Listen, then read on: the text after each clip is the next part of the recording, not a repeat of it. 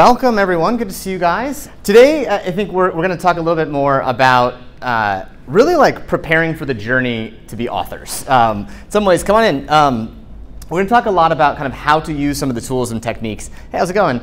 To sort of win the distraction game a little bit tonight. So tonight is sort of a big one. We're going to spend a bunch of time talking a little bit about some of the tools to help you. So we're kind of in the beginning stages of some of these phases here, where we've been spending our time, again, sort of getting smart. We're starting to get more focused on writing. And so tonight we're going to start talking a little bit about some of the efforts that you guys have had thus far with some of the writing that you've been doing. And then we're going to spend some more time talking a little bit about the concept of traction and distraction. So over the next, sort of 10 weeks or so, you guys are going to be tasked with writing, like putting actually a bunch of content together. And so tonight we're going to talk a little bit about how to do that. We're going to do a little workshop together with you guys talking about how to do this traction plan document we talk about.